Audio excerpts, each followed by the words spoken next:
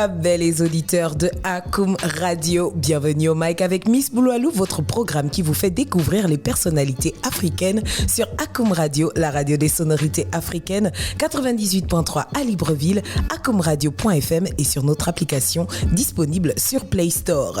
Lorsqu'un artiste de chez nous disait « Maman t'a mis au monde un champion », je crois qu'il parlait de mon invité du jour qui est sans nul doute un des champions que le Gabon a porté depuis Bitam. De par son exemplarité, son travail et ses médailles, il hisse le Gabon au sommet du monde. Sa barbe ne passe pas inaperçue et depuis quelque temps, il se lâche beaucoup sur TikTok. Aujourd'hui, dans la radio des champions africains, nous recevons le champion, chevalier national de l'ordre du mérite qu'on appelle Mandi à la maison. Nous, on le connaît en tant qu'Antox. Anthony Obam est notre invité aujourd'hui. Anthony Obam, bonjour. Bonjour. Comment ça va? Ça va très très très bien, toi? C'est un plaisir pour nous de te recevoir ici. C'est quoi les nouvelles d'Anthony Obam? Il n'y a pas trop de nouvelles à part qu'il y a les championnats d'Afrique que nous sommes en train de préparer. Et à part ça, tout va bien. À part ça, tout va bien. On voit ça sur TikTok. On voit que tout va bien sur TikTok et tout. Comme dirait Créole, tu glosses tous les jours et tout. On parle des championnats d'Afrique de taekwondo. C'est du 13 au 17 juillet prochain. C'est quoi les nouvelles? Est-ce que tu es déjà prêt? Est-ce que notre champion est prêt? Parce que quand tu parles à nous, on a déjà tout l'espoir sur toi. Donc, est-ce que tu es prêt? On n'est jamais prêt. Comment ça, jamais? On n'est jamais prêt. C'est comme lorsqu'on prépare, je ne sais pas, un événement, on n'est jamais, parce qu'on veut tout parfait et tout. Non, on n'est jamais prêt. Sauf que on a déjà pris la décision de partir en bon soldat. Donc, tu es perfectionniste. Est-ce que tous les détails pour toi sont... Oui, moi, je suis perfectionniste. Mais il paraît que la perfection n'est pas de ce monde. Exactement, mais moi, je suis comme ça. Quand il y a quelque chose qui ne va pas, ça me gêne un peu. Mais je serai à Kigali. Donc, tu as déjà pris la décision de partir et on vise la médaille d'or? On monte, on descend, je serai à Kigali. Voilà, on monte, on descend, il sera à Kigali. Alors, on parle de la préparation aussi. Comment est-ce que ça se prépare? Est-ce que le cadre est bon? Parce qu'on sait que tu es au Gabon depuis quelques temps là. Donc, est-ce que le cadre est bon? Est-ce que la saison sèche est bien pour toi? Tout ça. Le cadre bon, non, je dirais pas, mais on fait avec ce qu'on a. On a une bonne fédération qui veut travailler. Justement, il y avait un programme bien déterminé pour préparer ces championnats d'Afrique. Ça n'a pas été, c'était pas possible de le respecter. Non, respecter, c'est autre chose. Parce que si on dit respecter, ça veut dire que la fédération avait tous les moyens nécessaires de suivre ce programme-là. Alors, ce n'était pas du côté de la fédération, mais vous comprenez ce que je veux dire. Je vais pas rentrer. Mais Anthony, tu es déjà gabonais, non? Donc, normalement, tu as déjà... Je pense que toi, en tant que champion, tu as déjà développé un mécanisme justement pour maintenir l'entraînement du champion, ou bien? Mais moi, c'est pas un problème pour moi. C'est pas un problème pour moi. Si vous regardez dans ma carrière, il y a plusieurs fois j'étais dans ces conditions. J'étais dans des conditions où il n'y avait rien autour et à partir de rien, on a quand même réussi à gagner des médailles. Mon dernier championnat d'Afrique que j'ai gagné, je crois, en 2018. Vous connaissez l'histoire, comment ça s'est préparé, comment tout s'est fait. C'est possible de gagner dans ces conditions-là. C'est un exploit, mais c'est pas possible de gagner tout le temps. Et on a une nouvelle génération dans nos groupes. Il y a des athlètes qui n'ont jamais connu la compétition de haut niveau. On devait aller en Côte d'Ivoire pour toucher le matériel électronique, le matériel avec lequel on va combattre à Kigali. Ça n'a pas été possible. Donc, les jeunes vont avec le cœur, tout simplement. Est-ce que le cœur, c'est la base pour toi? Bien pour sûr. Ta préparation? C'est le cœur. C'est le cœur parce que si tu ne veux pas faire quelque chose, tu peux avoir tous les moyens possibles. Tu peux avoir l'argent, tu peux avoir le matériel, tu peux avoir les hommes. Si tu ne veux pas, au fond de toi, tu ne feras rien. Et donc, le fait de vouloir, est-ce que ça empêche de stresser? Est-ce que toi, tu stresses? Est-ce que le champion stresse avant une compétition? Non, je ne stresse pas. Je ne stresse pas, mais j'ai peur. J'ai peur. Tout le monde a peur. Après, quand je suis sur le tatami, après les premiers échanges, le premier coup de pied que j'ai donné ou que l'autre a donné, on est déjà là et puis on continue. Parce que quand tu combats, est-ce que ça monte pas un peu la colère du genre quand tu as déjà reçu 2-3 coups et tout? Non. Non, c'est pas comme ça. C'est normal, vous voyez ça de l'extérieur, mais ce n'est pas comme ça. C'est un sport. Ok. C'est un sport. C'est-à-dire que je veux gagner.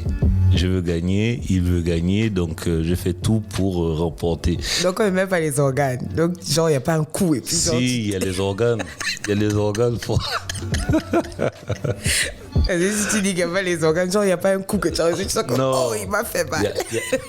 Il y a forcément les organes, mais c'est pas, tu peux pas combattre dans la colère, parce qu'il y a des stratégies. Il y a des athlètes qui sont très intelligents. Ils sont pas très forts, mais ils sont très intelligents. Et donc, les organes ne suffisent pas pour gagner.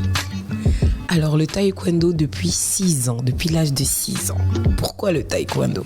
C'est mon père qui m'a inscrit au taekwondo. Je connaissais pas le taekwondo. Lui, c'est un ancien judoka. Et puis, c'est une erreur de Wikipédia. 6 ans, j'ai pas commencé à 6 ans, j'ai commencé à 8 ans. À 8 ans? Oui. Il m'a inscrit avec mon frère et puis... j'ai fait plein d'autres disciplines, mais c'est vraiment le taekwondo là où tu t'es bien senti. Oui, je me sentais bien et puis on a constaté que c'était possible d'aller un peu plus loin. C'est quoi la différence entre le taekwondo et les autres disciplines? Les autres disciplines comme le football pour moi. Ou le basketball, pourquoi pas? Ou le basketball, oui, parce que j'ai joué à l'équipe des Anges ABC au lycée. Je partais pour m'amuser. Et puis, la vérité, c'est qu'au taekwondo, je voyais plus loin. Le déclic, c'était vraiment lorsque j'ai vu les Jeux Olympiques en 2004 à Athènes. Et je me suis dit que moi, je veux faire cette discipline-là. Et parce que je voyais que ce que je faisais au Gabon, il n'y avait pas une très très très grande différence avec le haut niveau. Donc je me suis dit, c'est possible d'être un champion olympique. Et tu deviens champion. C'est quoi le sentiment à ce moment-là quand tu es au sommet de l'estrade? Raconte-moi un peu, parce que c'est un truc que je ne vais pas sûrement vivre, mais raconte-nous un peu quand tu es devant toute cette foule-là, on te met la médaille. Mais il faut d'abord savoir que lorsque je suis aux Jeux Olympiques pour la première fois, ce sont les gens autour qui me font réaliser ce que j'ai fait. Moi, je vais pour une compétition parce que je faisais plein de compétitions déjà. Je partais en tant que compétiteur, ramener une médaille. Je n'étais pas conscient de l'événement. Tout ce qu'il y avait autour, j'étais vraiment pas conscient. Par contre, lorsque je me suis qualifié, là oui, j'étais plus content lorsque je m'étais qualifié pour les Jeux Olympiques en 2012 que lorsque j'ai gagné la médaille. Comment ça s'explique? Parce que tu avais atteint l'objectif d'atteindre les Jeux Olympiques? Parce que les Jeux Olympiques, c'est un autre niveau. En taekwondo, les Jeux Olympiques, c'est un autre niveau. Il y a toutes les compétitions, les championnats d'Afrique, les championnats du monde. On dit bien championnat du monde, mais c'est notre monde à nous, dans le taekwondo. Un championnat du monde de taekwondo peut passer, vous n'allez même pas savoir. Exactement. Alors que lorsque ce sont les Jeux Olympiques, tout le monde est au courant, tout le monde regarde. Vous voyez, quand c'est la Coupe du monde de football, tout le monde est au courant. En fait, c'est ça. Et donc, te voilà au sommet du monde. C'est quoi? À quel moment tu te dis, bon, là, c'est vrai, je suis champion? Le changement de statut. On ouvre la porte, les photos, Monsieur Anthony, les décorations, etc. On m'invite. Toi, tu m'aurais jamais invité si j'étais pas médaille olympique. Comment tu dis ça? C'est l'émission des personnalités africaines, forcément. Et puis, tu as fait ce choix-là quand même depuis longtemps. Donc, la préparation, quel était le plus dur pour toi avant cette médaille, justement? Le plus dur pour moi, c'était de sortir du Gabon. J'ai suivi dans une interview où tu disais que ton objectif était d'abord de sortir. Tu savais qu'il fallait que tu sortes pour atteindre le haut niveau. Il fallait que je sorte. Il fallait absolument que je sorte. Tu m'as posé la question de savoir justement comment ça se passe, les conditions de préparation pour le championnat d'Afrique. Eh bien, il fallait que je sorte pour éviter ça. Il fallait que je sorte dans un cadre là où on est conscient du statut d'athlète de haut niveau. Un athlète qui s'entraîne matin et soir. Un athlète qui mange comme un athlète de haut niveau, qui se soigne comme un athlète de haut niveau, qui fait ses check-ins, qui va en compétition, qui est informé, qui est suivi, qui a toute une équipe autour de lui, à sa disposition, pour faire en sorte que lui, il ne pense qu'à son job, c'est-à-dire s'entraîner et aller en compétition. Est-ce qu'aujourd'hui, pour toi, pour la nouvelle génération, c'est ça le plus dur? Je pense qu'il y a d'autres facteurs, mais ce côté-là n'a pas encore été résolu. Et c'est pour ça que les gens veulent sortir, justement. Nous avons plusieurs champions dans nos rues, dans nos quartiers, dans nos villes, ici au Gabon, mais les conditions ne sont pas réunies, justement. On peut former des athlètes ici pour avoir un très bon niveau national, un bon niveau même sur la sous-région, c'est-à-dire la zone 4. Niveau africain encore, c'est possible. On va commencer à tirer la langue, mais c'est possible. Mais niveau mondial, c'est impossible. C'est impossible. On a besoin de volume déjà, volume d'entraînement. On a besoin d'information. On a besoin d'échanges entre champions. Et il n'y en a pas ici. Est-ce que à toi, ça te donne pas la pression? Parce que tu es de la première médaille à aujourd'hui, on estime que toi, en tant que champion, tu as quelque chose à apporter. Est-ce que le public, tout le monde ne met pas la pression sur toi? Si, c'est pour ça que en général, je ne fais pas d'interview avant les compétitions. Mais après, je comprends que ça fait partie de moi maintenant. Je suis obligé d'être attendu.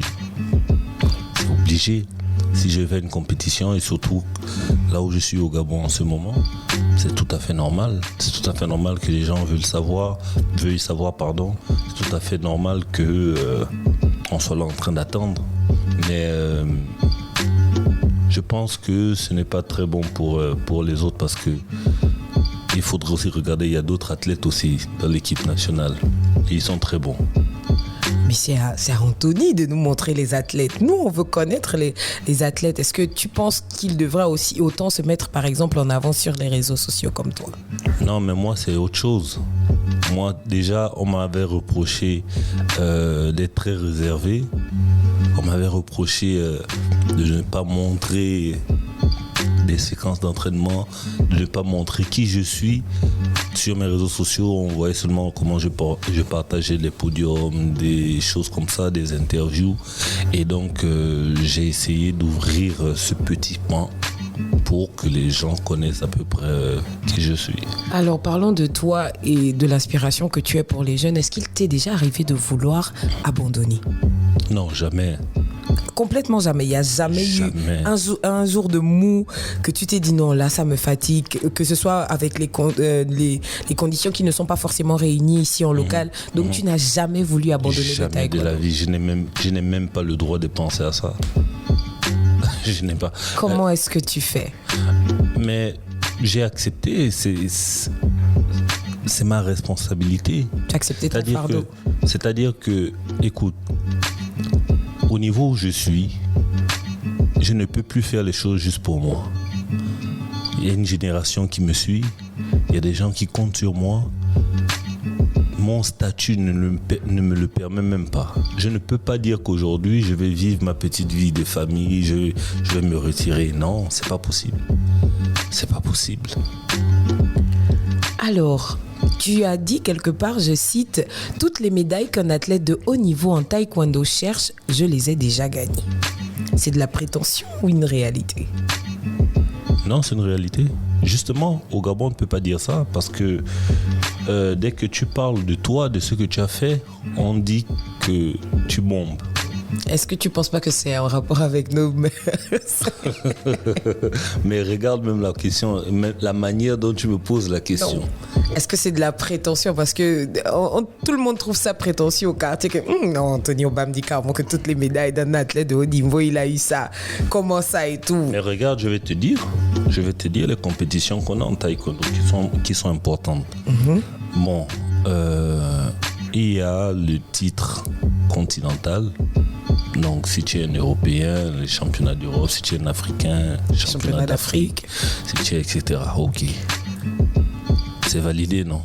Oui, c'est validé. Ok. Il y a les grands prix internationaux. Les grands prix, ce sont les compétitions qui réunissent les 32 meilleurs. Les 32 meilleurs dans la catégorie. C'est validé, non? Oui, c'est validé. Ok. Il y a les championnats du monde. Voilà. Championnat du monde. C'est validé, non? Oui, c'est validé. Voilà. Il y a les Open internationaux. Je veux dire Open de Paris, Open d'Espagne, Open des États-Unis. C'est validé, non? C'est validé. Voilà. Il y a la médaille olympique. C'est validé, non? C'est validé. Voilà. Est-ce que je n'ai pas le droit de dire ça maintenant? Non, mais si, tu as le droit de le dire. Peut-être que les gens te trouvent prétentieux, peut-être dans le ton et tout. Mais moi, je voulais d'abord savoir, est-ce que toi, tu te penses, tu n'es pas prétentieux? Est-ce que tu trouves que quelqu'un qui dit ce qu'il a fait est prétentieux? Non, je ne me trouve pas prétentieux. Je ne me trouve pas, prétentieux. Mais en général, quand je parle comme ça, je réponds aux questions. Je ne viens pas sur TikTok ou bien sur Instagram pour dire ça alors qu'on m'a rien demandé. En général, ça doit être même une interview, c'est sûr, si je regarde bien. Oui, c'est une interview. Ah, voilà. Alors, moi, je veux que tu nous confies un truc.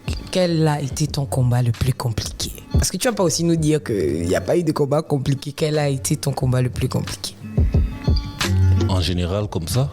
Oui, il y a forcément un combat il y a pas un combat qui t'a marqué où tu as senti que ouais, là le tour là quand même c'était chaud. En combat en taekwondo? Oui, bien sûr.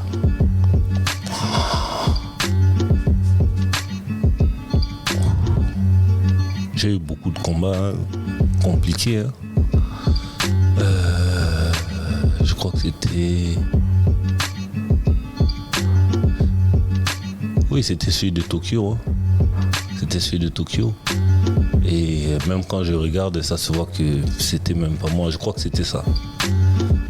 Pourquoi c'était compliqué d'après toi? Parce que je n'étais pas dedans. Parce que j'étais remonté au plus profond de moi-même, justement par rapport à tout ce dont on est en train de parler là. Les conditions de préparation? Encore pire même, beaucoup plus. Et donc tes émotions Oui, mes émotions ont pris le dessus, mais je suis quand même parti par respect. Par respect pour le Gabon, par respect pour le taekwondo, par respect pour l'homme que je suis. Et puis, j'ai accepté de prendre la douche froide. Donc, à Tokyo, tu as mis les organes et puis ça n'a pas marché. Donc, au final, au taekwondo, il ne faut pas mettre les organes. Je t'ai bien dit qu'il ne faut jamais mettre les organes. Il faut être zen. Il faut être zen. Donc, ça veut dire que tu es tout le temps zen. Toi, Antonio Ba, quelle que soit la situation, il est zen. Je suis zen. Donc, on ne peut pas arriver à te mettre en colère. On peut. Mais ça, c'est mes proches ou les gens qui sont vraiment... Qui ont réussi à rentrer dans mon cercle, qui savent ça. Mais sinon, en général...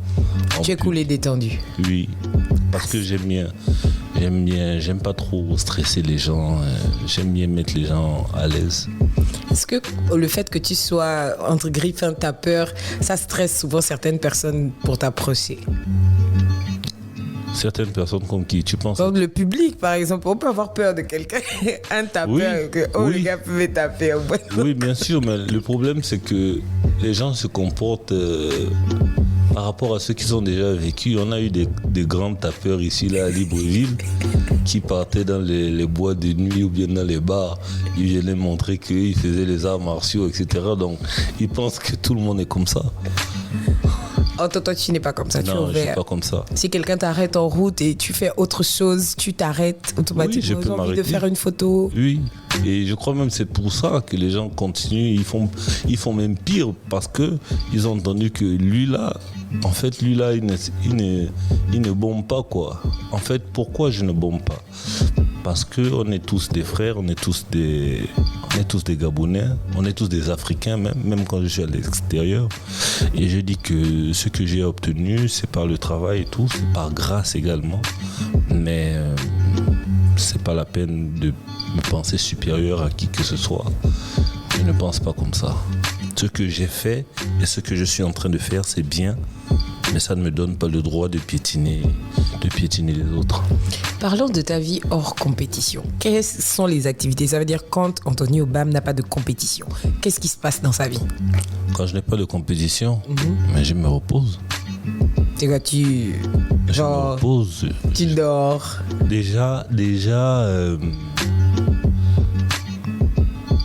on avait un système en taekwondo, on avait des vacances. C'est-à-dire que à partir du mois de juillet jusqu'au mois de septembre, on avait des vacances. Mais ce nouveau programme de compétition qui a été ajouté, c'est-à-dire avec les grands prix, il n'y a plus de vacances vraiment en taekwondo. Donc on se donne des jours de repos. En gros, c'est ça, des jours de repos. Donc quand j'ai pas de compétition, oui, en général, je voyage. Je suis en famille. Je suis à l'église. Je suis avec des amis. Les amis, plus tellement, hein, mais c'est beaucoup plus le repos. Donc comme tu dis à Champion, tu n'as plus beaucoup les amis. Non, c'est pas ce que je suis en train de dire. J'ai tous les amis. Mais je veux dire que traîner avec les amis tous les jours comme avant, non, c'est plus possible. C'est possible, voilà. Certains ne comprennent pas souvent, mais ce n'est plus possible. Donc, est-ce qu'il n'y a pas une activité, genre tu es entrepreneur, toi tu vis à 100% du taekwondo? Oui, à 100% de taekwondo. Oui, mais tu as vu, j'étais au Samba professionnel la semaine passée. Moi, je pensais que j'étais un entrepreneur. Je pensais que gagner de l'argent, machin, faire son business et tout, tu es un entrepreneur. Ça n'a rien à voir. Donc là, je peux dire que je ne suis même pas entrepreneur. Toi, c'est seulement le taekwondo. Non, je dis que tu dis il n'y a pas une activité entrepreneuriat, machin, tout ça, tu vois. Si je n'étais pas au Samba professionnel, je t'aurais dit, ah ben si, je suis un entrepreneur. Pourquoi? Parce que j'ai mes business, etc., que je gère. Mais j'ai compris que ça n'a rien à voir. Je suis juste un businessman, c'est tout. Un businessman, c'est quelqu'un qui travaille l'argent, c'est tout. Est-ce que tu peux dire que le taekwondo paye? Pour un jeune qui nous écoute, est-ce que le taekwondo paye au Gabon? Taekwondo ne paye pas. Taekwondo t'ouvre les portes. Le taekwondo te grandit. Mon sélectionneur de l'époque et qui est aujourd'hui mon DTN, il m'avait donné un conseil. Il m'avait dit, tu sais, il s'appelle Boulouchi Letola. Il m'avait dit, tu sais, dans le taekwondo là, il y a l'argent. Mais le conseil que je peux te donner, c'est fais le taekwondo pour les médailles. Ne fais pas le taekwondo pour l'argent. Parce que souvent, tu vas remarquer qu'il n'y a pas l'argent et puis ça va te descendre. Mais si tu fais le taekwondo pour les médailles, l'argent va suivre, il n'y a pas de problème. Pourquoi je dis que le taekwondo ne paye pas? Parce que les athlètes n'ont pas de salaire. Ils n'ont pas de salaire. Ils ont des compétitions auxquelles ils participent. Ils ont peut-être des primes, comme on dit, des frais de mission. Ok. Mais ce n'est pas assez. Mais ce n'est pas assez. Et l'équipe nationale de taekwondo, aujourd'hui, qui se prépare pour Kigali, la compétition précédente, c'était l'année dernière. Donc, comprenez que le taekwondo ne paye pas. Maintenant, il y a les athlètes de haut niveau les athlètes de haut niveau qui ont une subvention. Et cette subvention permet justement de s'entraîner et de vivre de taekwondo. S'entraîner, compétir, vivre de taekwondo. Se préparer pour être dans les meilleures conditions. Et donc, il faut d'abord atteindre le haut niveau. Il faut être enregistré comme athlète de haut niveau et être performant. Et c'est quoi être un athlète de haut niveau? Peut-être nous dire exactement de quoi il s'agit quand on parle de taekwondo. Ok, bon, je vais prendre le cas. Un athlète de haut niveau, c'est un athlète qui respecte un calendrier de la Fédération mondiale. Ok, il y a un programme de compétition. Dans l'année, il y a des compétitions tout le temps. On va dire que on va participer cette année à 10 compétitions. Ok? On va se donner les moyens de participer à ces compétitions-là dans les meilleures conditions possibles.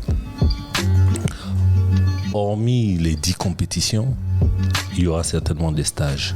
Les stages, c'est ou bien toi tu voyages, tu vas rencontrer tes concurrents sur les tatamis, mais tu vas dans leur lieu d'entraînement, c'est-à-dire ton concurrent cubain, tu vas chez lui ou tu l'invites, etc. Ton concurrent français, ainsi de suite. Des stages comme ça, tu vas en programmer 5 également. Ok? Ça, c'est la planification que tu as faite.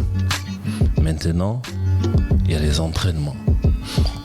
Pour participer à ces compétitions-là, il faut être prêt physiquement et mentalement.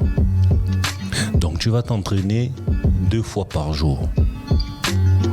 Tu vas t'entraîner 2 fois par jour, matin et soir. Du lundi au vendredi. Le week-end, tu peux te reposer. Enfin, ça, c'est comme ça que moi, je me prépare. Ok?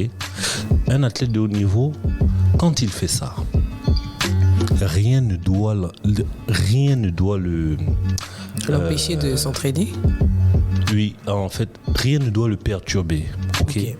Il doit avoir son logement, il doit avoir ses médecins, il doit avoir ses kinés, il doit avoir son entraîneur, son coach, son staff, etc. Il faut avoir un staff complet. Un staff complet, il faut avoir cette diététique, il faut avoir tout ça, ok? C'est un suivi particulier d'être un athlète. Un suivi particulier. Et maintenant, lorsque je t'ai parlé des compétitions, il faut les payer, n'est-ce pas?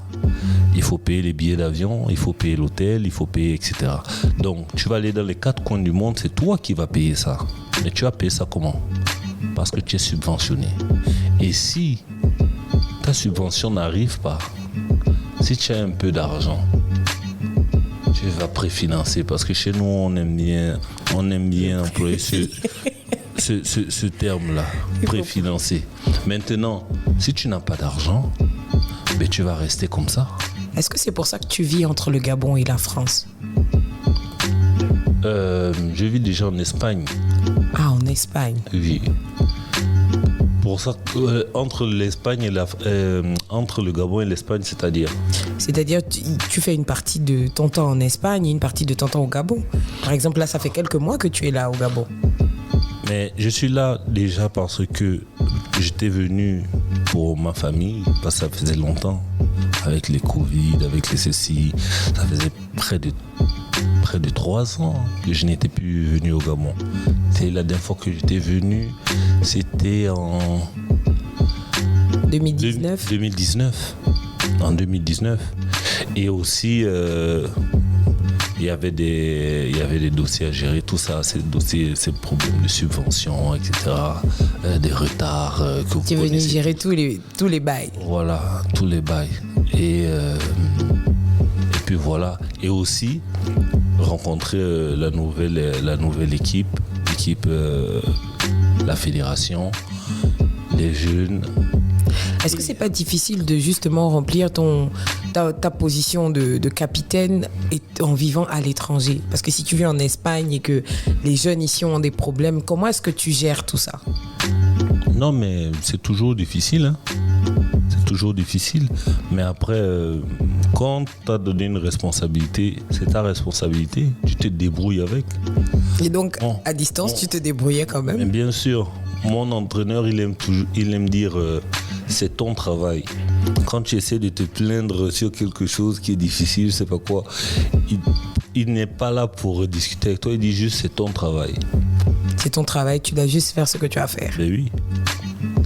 Alors, parlons un peu du taekwondo dans ta vie de tous les jours. Quel est l'apport? Qu'est-ce que ça t'a apporté en plus de pratiquer le taekwondo? La confiance. La confiance en toi. Oui, beaucoup de confiance. C'est pour ça que tu ne stresses pas. Oui, beaucoup de confiance et puis j'ai découvert aussi une nouvelle famille. Le taekwondo m'a montré que tu peux être gabonais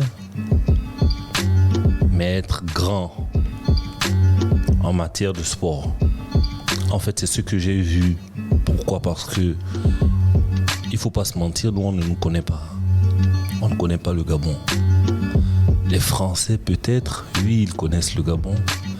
Mais quand tu es aux États-Unis ou en Chine, quelqu'un te demande d'où tu viens, tu dis Gabon, ils ne connaissent pas. Ils ne connaissent pas. Ils connaissent le Cameroun, ils connaissent le Nigeria. Ils connaissent le Congo même. Ils connaissent le Congo. Mais on ne connaît pas le Gabon. Mais on ne connaît pas le Gabon. Et donc, quand tu te retrouves face à ça, qu'est-ce que tu leur dis pour parler du Gabon? Mais justement, j'ai rien à dire parce que tu vas expliquer tout ce que tu veux, connaissent pas. Mais maintenant, regarde, le jour où nous sommes en finale olympique, c'est là où le monde entier est en train de regarder sur la carte où est le Gabon. En taekwondo aujourd'hui, on respecte le Gabon parce que le Gabon c'est une nation sûre. Alors quelles sont les clés pour devenir un champion? Si pour un jeune qui nous écoute, j'imagine que les jeunes de ta discipline te posent la question. Qu'est-ce qu'il faut pour être un champion selon toi? Ce qu'il faut pour être un champion, c'est d'abord il faut avoir un rêve. Un rêve. Être un champion, c'est pas le suivisme. C'est pas parce que tu vois que celui-là, il est champion. Il est champion, il a des médailles, il fait des photos, il fait des interviews, il voyage. Les gens courent après. Et puis tu vas dire, moi aussi je veux. Non, c'est pas comme ça. Tu as d'abord un rêve. Un rêve parfois même qui t'empêche de dormir. C'est-à-dire que lorsque tu marches, tu peux être là avec des personnes, mais toi, tu es tout le temps en train de penser à ton rêve. Tu es tout le temps en train de penser, en train de le chérir. Même quand tu parles de ça, les autres se moquent de toi, c'est pas ton problème. Tu as d'abord ça, c'est le départ. Vraiment, si tu n'as pas ça, ce serait très très très compliqué. Donc, il y a d'abord ça, il y a le rêve. Ensuite, je vais passer les détails, c'est-à-dire l'inscription ou commencer à la pratique de ce que tu fais, machin et tout ça là. Il y a les personnes avec lesquelles tu marches, les personnes avec lesquelles tu travailles, les personnes avec lesquelles tu évolues. Le travail, tout le monde sait, il y a le travail.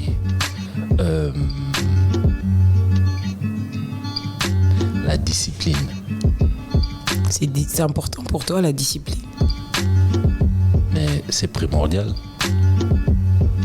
Écoute, si tu n'es pas discipliné, tu seras un feu de paille, même si tu es talentueuse. Regarde, dans le football, tu as remarqué, je ne sais pas si beaucoup de gens ont fait ce constat-là, les Brésiliens sont très très très bons. Mais parce qu'ils ne sont pas disciplinés, ils partent très très vite à la retraite. On a eu beaucoup de Brésiliens qu'on a vus comme ça, et justement parce qu'ils n'étaient pas disciplinés. Alors que les Européens ne sont pas très très bons, mais eux, ils ont la discipline. Ils sont tellement disciplinés que tu les vois jouer jusqu'à 37 ans. Regarde Cristiano Ronaldo. Donc ça veut dire que on peut être talentueux, mais sans la discipline, on n'est qu'un feu de paille. Mais dans le haut niveau, on ne voit que ça. La discipline. J'ai été à Toulouse, au Crêpes de Toulouse. J'ai été à l'INSEP, là où il y a la crème des champions, tous les grands champions français, que ce soit en judo, que ce soit même en taekwondo. En taekwondo, même quand on regarde l'équipe de France, c'est même pas les meilleurs. Ce ne sont pas les meilleurs qui vont représenter la France au championnat du monde ou bien aux Jeux Olympiques. Non, ce ne sont pas les meilleurs. Ce sont les plus disciplinés. Ce sont les plus disciplinés et ils sont bons. Mais en général, ceux qui sont talentueux ne sont pas très disciplinés. Pourquoi ? Parce qu'ils pensent que le talent fait tout. Donc en gros, c'est ça. Et puis le Seigneur, tout simplement. Moi, c'est ça là. Oui, parce que tu en parles beaucoup d'ailleurs. Tu parles beaucoup de ta foi. Et dans les documentaires, tu dis même que c'est une bonne partie de ta force, de ta foi. Alors, est-ce que c'est ça le message que tu donnes aux plus jeunes ?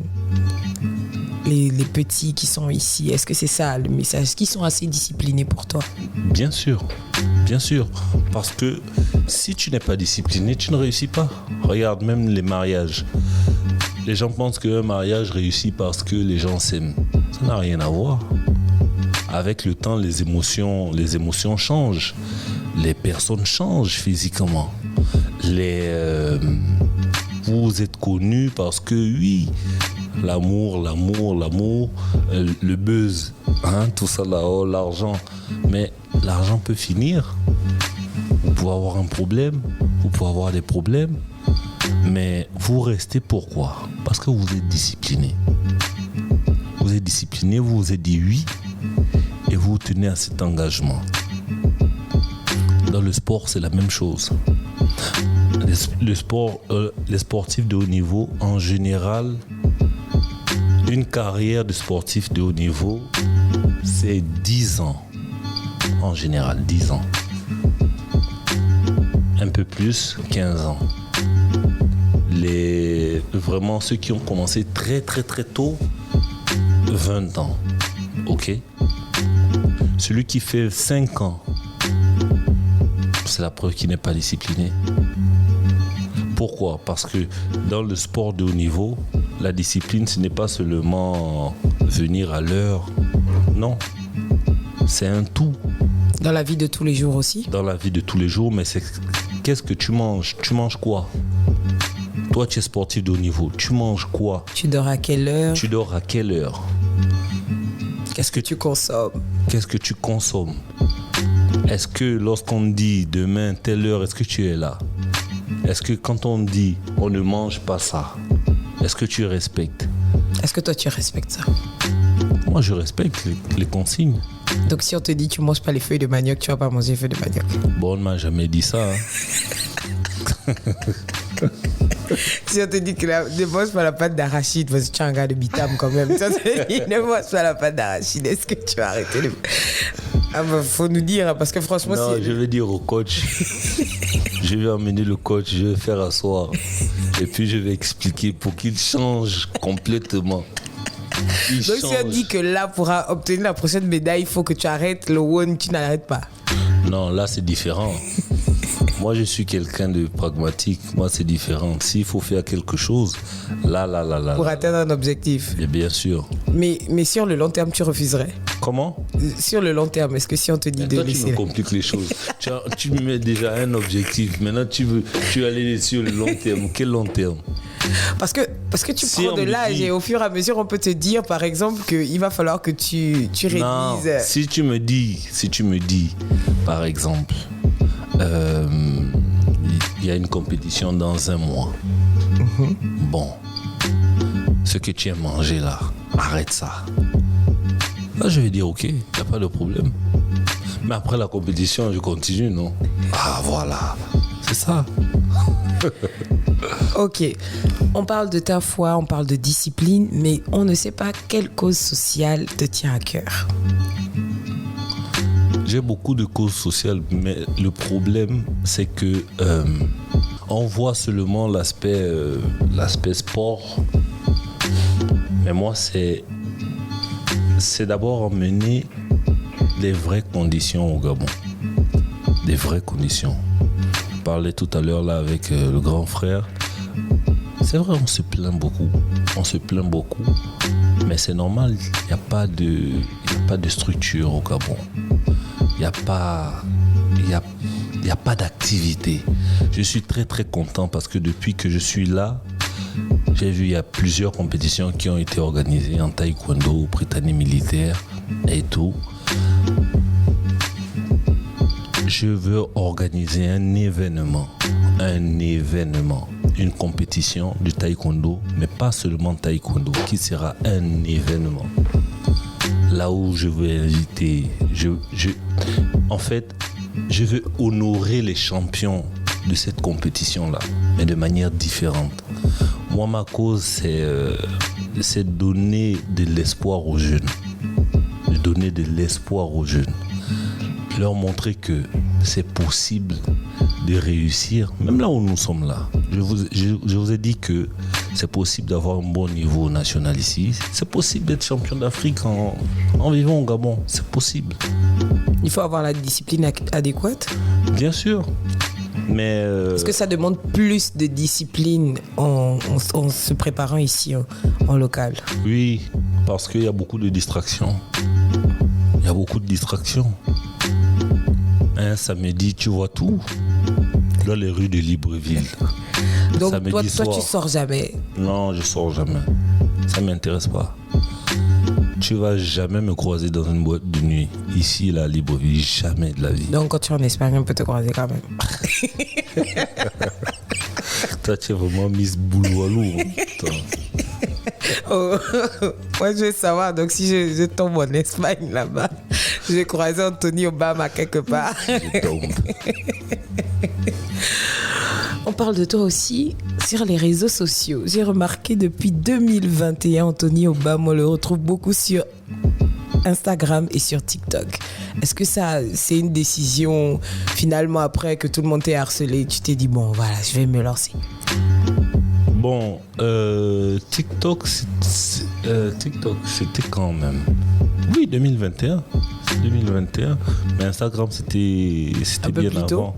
Oui, c'était bien avant.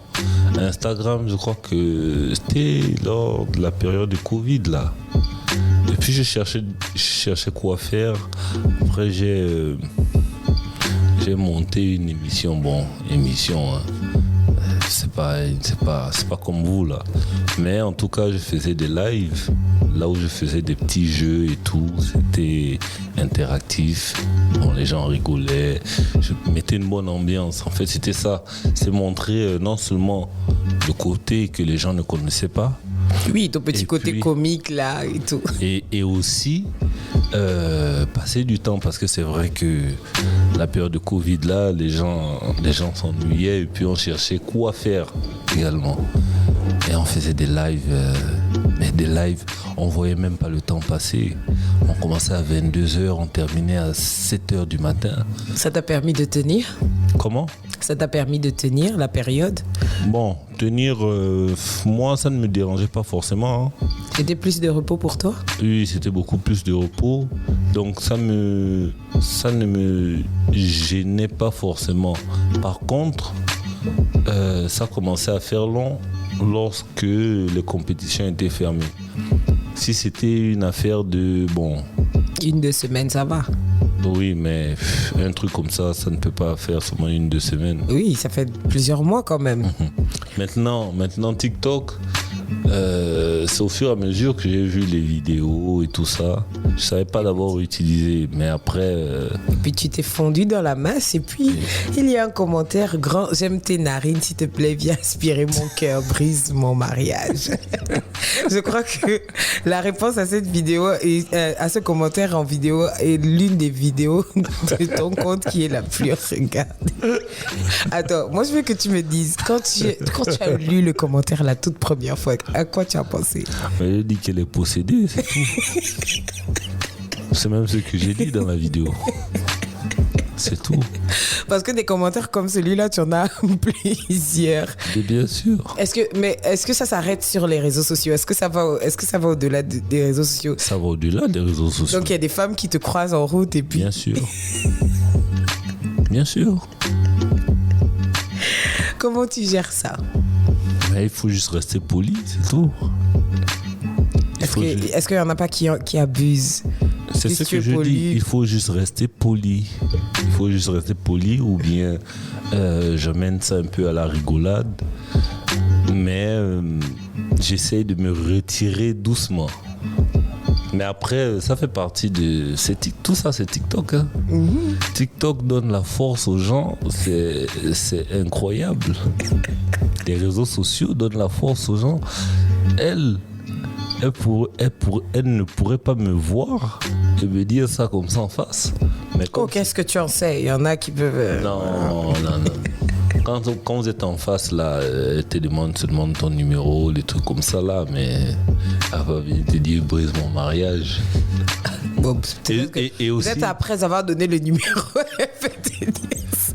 Et aussi, elle sait aussi que les gens vont regarder le commentaire, là. Mm-hmm. Et elles savent que comme moi, je réponds aux commentaires, je réponds toujours aux commentaires, elle sait que les gens vont regarder ça. Et à chacun ses objectifs. Justement, j'ai remarqué que tu ne fais pas que répondre aux commentaires. Tu fais souvent aussi passer des messages quelquefois et tout. Et on remarque que toi, tu n'es pas trop dans les débordements. Est-ce que s'il y a un message derrière ta présence sur les réseaux sociaux? Comment? Est-ce qu'il y a un message? Est-ce qu'il y a des messages que tu veux faire passer parce que on ne te voit pas danser déjà. On ne te voit pas danser sur TikTok. Je ne sais pas pourquoi. Peut-être nous dire pourquoi on ne te voit pas danser. Mais je me dis, chacun a son positionnement sur les réseaux sociaux. Il y a d'autres qui viennent en influenceur, qui viennent en coach, par exemple. Mm-hmm. Il y a d'autres qui viennent juste pour danser. Et il y en a aussi qui viennent justement pour te demander de les aspirer avec tes narines. C'est quoi ton positionnement, toi? Non, j'ai pas un positionnement fixe. Déjà TikTok, j'ai ouvert mon compte TikTok là, je connaissais même pas ça. J'étais parmi les personnes qui disaient j'allais jamais avoir TikTok. Et ce sont mes coéquipières d'Espagne qui non, il faut ouvrir TikTok, etc. J'ai dit ok. Après j'ai pris ça juste pour la détente, vraiment juste pour rigoler. C'est pour ça que tu vas voir que sur Facebook, il y a des vrais sujets que je peux souvent traiter ou je peux souvent parler de certains sujets, même sur Instagram, mais pas sur TikTok. TikTok, c'est vraiment lorsque... Tu veux te détendre. Voilà, quand la journée est terminée, j'arrive à la maison... Mais Antox, dis-moi, comment tu fais pour ne pas te laisser influencer par les réseaux?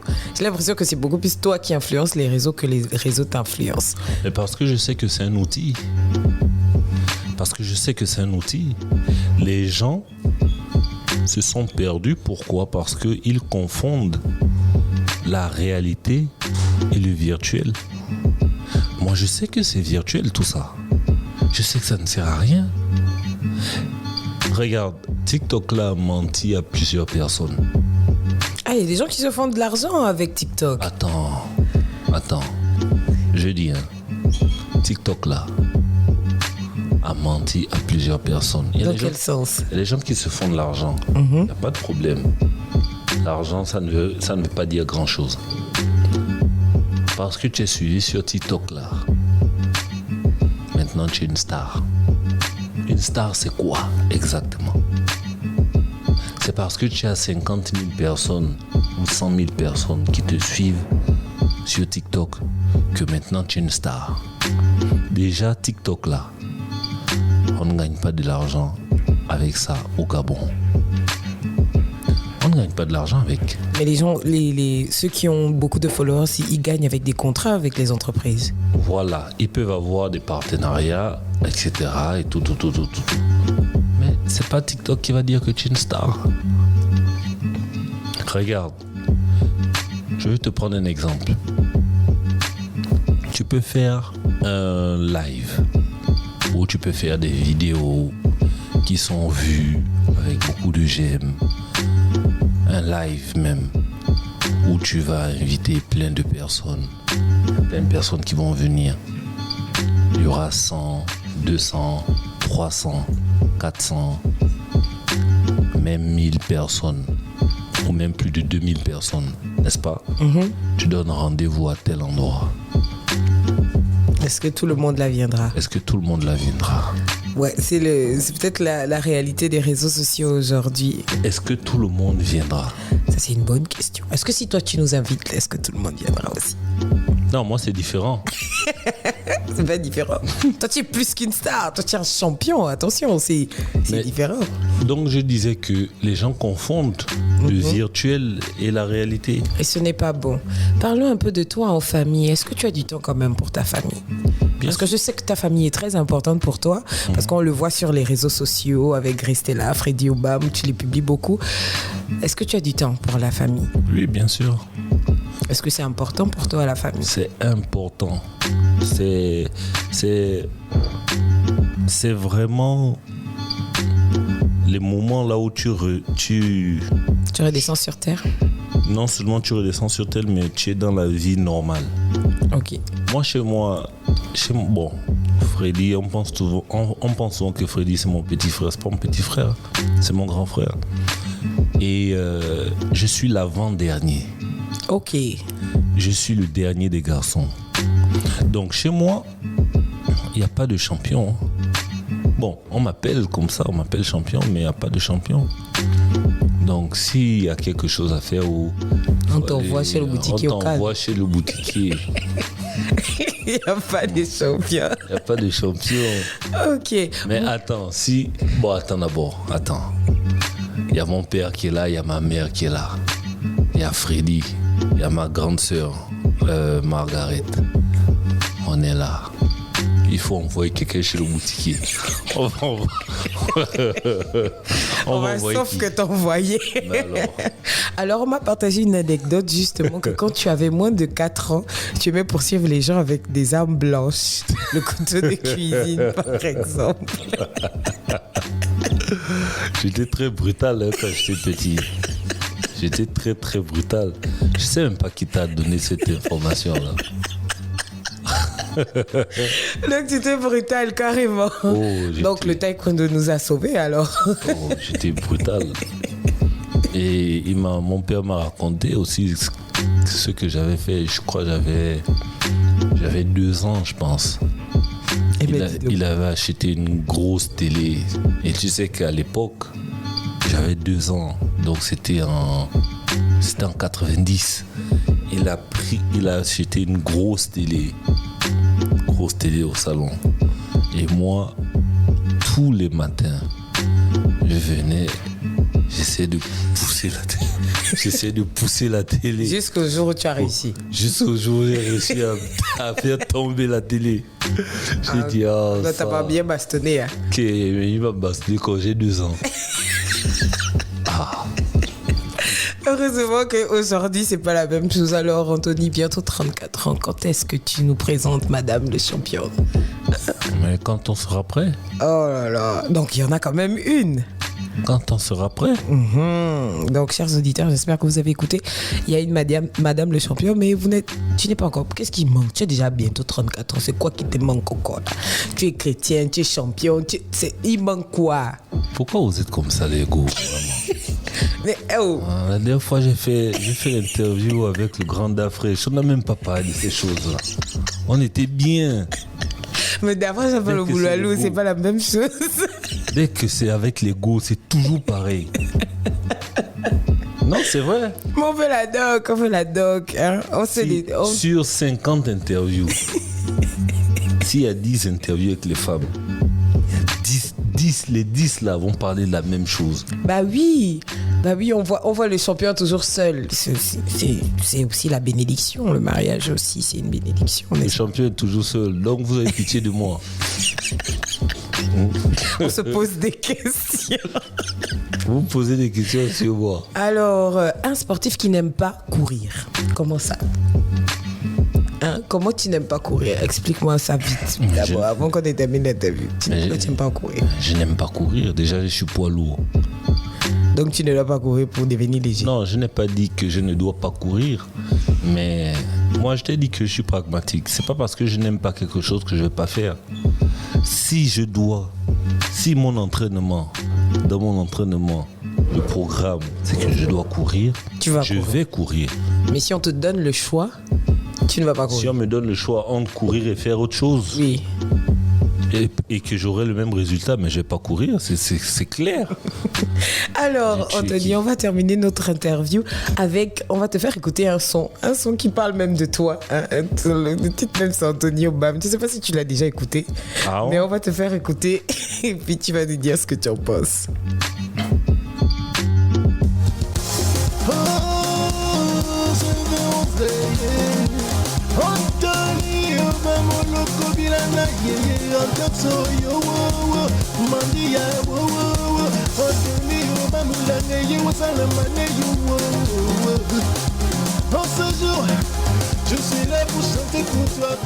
Alors, tu l'avais déjà écouté celui-là? Mais bien sûr, j'ai mangé ça fatigué depuis 2012. C'est le Grand Pete qui avait chanté ça. Bon, je ne comprenais pas très bien le style et tout, mais j'ai bien écouté ça. Toi, tu es une star, ça va, on chante ton nom, ça veut dire que tu es plus qu'un champion, tu es une star déjà. Bon, moi, je n'aime pas trop le terme. Tu préfères être seulement champion, hein? Oui, champion, c'est une star, parce que les stars se comportent trop. Les stars ont trop de caprices. Les stars... Donc toi, tu n'es pas une star? Non. En fait, je ne me considère pas comme une star. D'accord, Anthony Obam n'est pas une star. Anthony Obam, un dernier mot pour terminer. Merci de m'avoir invité. Merci à toi d'être venu. Et puis, on se retrouve à Kigali. On se retrouve à Kigali. C'était Antox Obam, c'était mon invité. Aujourd'hui, c'était au mic avec les champions, avec Miss Boulalou. Et merci encore Anthony Obam d'avoir été avec nous. Merci à vous les auditeurs de Akoum Radio. Moi, je vous donne rendez-vous la prochaine fois pour une autre interview avec une personnalité de chez nous.